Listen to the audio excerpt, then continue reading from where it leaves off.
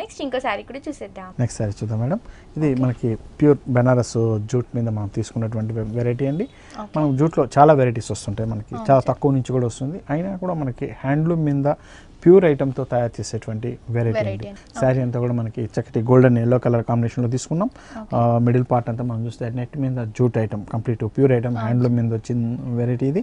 మనకి పైన ఇచ్చినటువంటి బార్డర్ మనకి గ్రీన్ కలర్ కాంబినేషన్లో ఉన్నటువంటి బార్డర్ పైన షోల్డర్ మీద ఇస్తున్నాము.